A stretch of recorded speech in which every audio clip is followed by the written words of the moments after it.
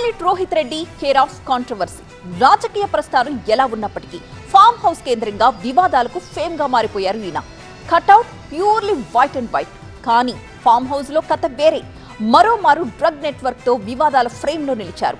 దొరికితే దొంగ సరే, మరి దొరకని మత్తుబాబులు ఇంకెందరో. రోహిత్ డ్రగ్ లింక్స్ లో ఇంకా ఎవరెవరున్నారు అన్న చర్చ జోరందుకుంది ఇప్పుడు. ఈగల్ సెర్చ్ లైట్ లో పైలట్ డ్రగ్ ప్రాజెక్ట్, మొయినాబాద్ లో one more attack, form house లో మత్తు masala, pilot Rohith Reddy care of controversy. అది సరే, మరి ఇదేంది?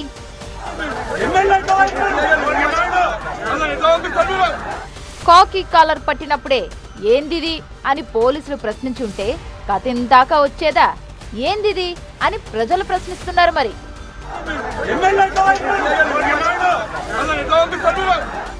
Mister pilot Rohith Reddy ఏందిది?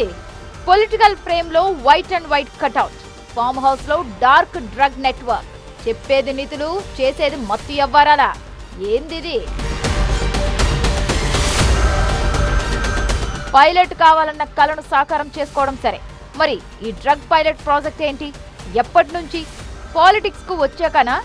అంతకు ముందు నుంచే మత్తు చిత్తు గమ్మత్తు వ్యవహారాలున్నాయా? యంగ్ లీడర్ గా political hits, farm house frame లో కాంట్రవర్సీ. రోహిత్ రెడ్డి రూటే డిఫరెంట్. పంజుగుల రోహిత్ రెడ్డి ఫ్రమ్ వికారాబాద్, చదివింది హైదరాబాద్ లో, స్వీడన్ లో ఎంటెక్. అందరూ డాలర్ డ్రీమ్స్ తో వెళ్తే రోహిత్ రెడ్డి పైలట్ కావాలనే కలతో అమెరికా వెళ్లారు. ట్రైనింగ్ కంప్లీట్ చేసి 6 నెలలు పైలట్ గా పనిచేశారు అక్కడ. పంజుగల రోహిత్ రెడ్డి కాస్త పైలట్ రోహిత్ రెడ్డిగా ఫేమ్ కావడం వెనుక అది స్టోరీ. పైలట్ రోహిత్ రెడ్డిగా పొలిటికల్ ప్రస్థానం ఒక లెక్క, ఫామ్ హౌస్ కేంద్రంగా వివాదాలు మరో లెక్క. సంథింగ్ ఈజ్ గోయింగ్ రాంగ్ అని పసిగట్టిన పోలీసులు ఓసారి రోహిత్ రెడ్డి ఫామ్ హౌస్ లో తనిఖీకి వెళ్లారు. అంతే, కాకీలపై కుక్కలు ఉసిగొల్పారు. డ్రగ్ పార్టీ గుట్టు బయటపడుతుందనే అలా చేశారా అని చర్చ రచ్చ జరిగాయి. ఇక 2023 జూన్లో రోహిత్ రెడ్డి క్రియేటివ్ వీడియో పెద్ద కాంట్రవర్సీకి దారితీసింది. భద్రతా సిబ్బందితో కలిసి చేసిన బిల్డప్ వీడియో బెడిసి కొట్టింది. కావాలని తీసిన వీడియో కాదని కవరింగ్ ఇచ్చారు రోహిత్ రెడ్డి. ఇక రీసెంట్ గా మున్సిపల్ ఎన్నికల్లో ఓట్ల లెక్కింపు సమయంలో సిఐని నెట్టివేసిన సీన్ రోహిత్ రెడ్డి కాంట్రవర్సీ రికార్డులో ఓ హైలైట్.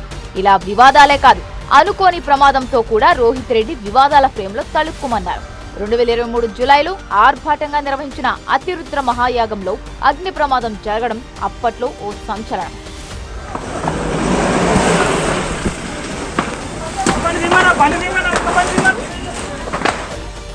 ఇక ఫామ్ హౌస్ లో క్యాంపు పాలిటిక్స్ షరామామూలే.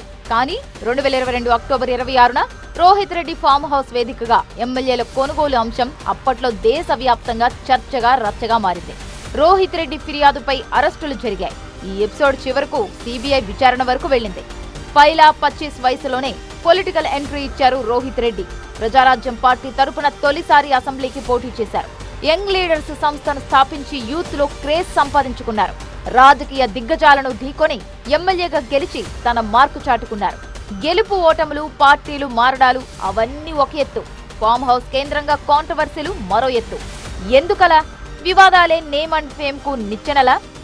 ఖచ్చితంగా రోహిత్ రెడ్డి గారు ఆ రోజు ఏదో సంచలనం సృష్టించాలి, ఫామ్ హౌస్ను పాపులర్గా మార్చాలని భావించినట్టున్నాడు.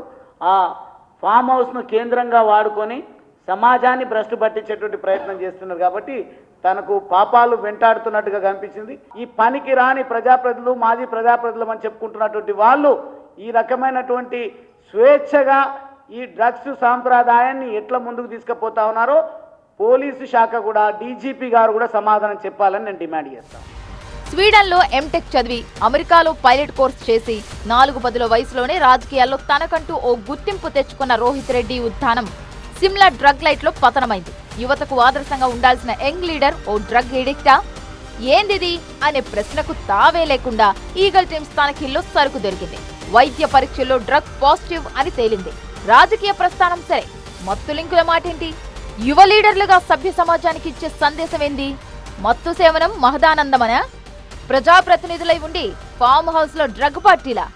బాధ్యత ఉండక్కర్లేదా అని అలా ప్రశ్నించే సరైనోడు లేడనే ఇలాంటి బరితెగింపులా ఏందిది అని పబ్లిక్ డొమైన్ లో క్వశ్చన్ల మీద క్వశ్చన్లు ల్యాండ్ అవుతున్నాయి. రాజకీయాల్లో శాశ్వత మిత్రులు శత్రువులు ఉండొచ్చు, ఉండకపోవచ్చు. కానీ మత్తు మాఫియాతో అంటకాగే వాళ్లకు ఈ సొసైటీలో స్థానం ఉండొద్దు, ఉంచొద్దు అనేది పబ్లిక్ డిమాండ్.